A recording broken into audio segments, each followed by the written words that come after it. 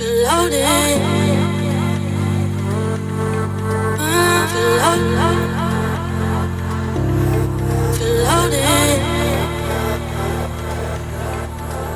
wanna complicate it, don't wanna criticize it. Just wanna love, just wanna love. If I get the chance to say it, I'm gonna take my time to say I love, to say I love.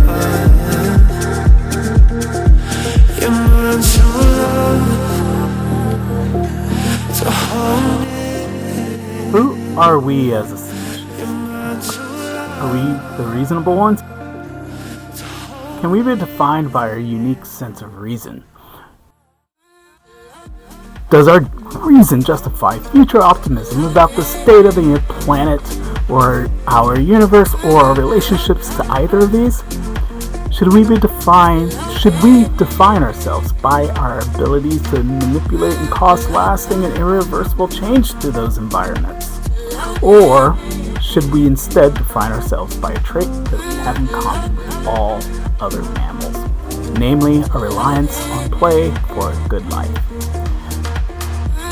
What do I mean by this? Well, we often look for occupations that feel like play to us. These can include questions about time off, maybe, questions about the nature of our contributions to a larger goal, questions about whether or not we can make a meaningful impact, or that we will like the people that we work with.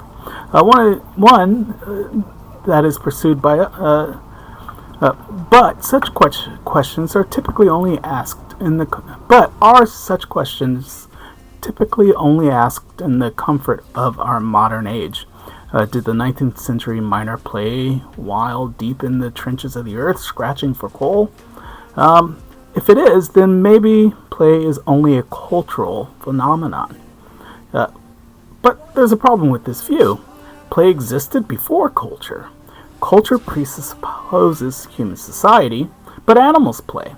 The lion has been known to play sometimes with the gazelle before he scarfs it down. What about people who play during the course of their profession? For instance, cops, bankers, so on and so forth. Salespeople who make fun of their clients. Is that a form of play? If it is, what does it have to do with culture? So maybe play has a kind of meaning. Psychologists have tried to understand play's place in the scheme of life by understanding what it means for us as a species. Some questions that you might ask if you were involved in these kinds of projects are questions about the function of utility, or the utility of function of play, the function of play or the utility of either. Maybe you think of play as just a random discharge of energy. For instance, if we get a sudden burst of energy and we just have to expend it in some way, and so we play. It doesn't sound likely. What about maybe it's a kind of instinct? We might call this an imitative instinct, where we have an instinct to imitate objects and items and things in our environment. Maybe every once in a while we need to relax. We need to take a break from the commonplace of life, or something like that. Maybe play is just something that's only done for the young, but I think we've already sufficiently proved that that's not the case.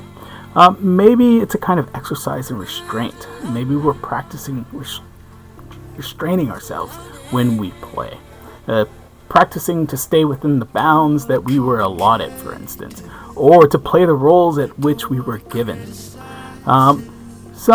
We might call this abriction. I'm not sure how to say that word, but namely, we think of play as an outlet for harmful impulses. Think of Call of Duty, for instance. Maybe play just restores energy that's wasted when we're doing one-sided activities. Imagine mining a lump of coal for hours on end. Do we need a mental break from that?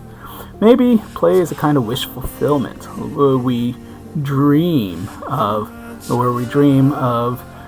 having a certain kind of life or having certain abilities, and so we play and pretend as though we have those.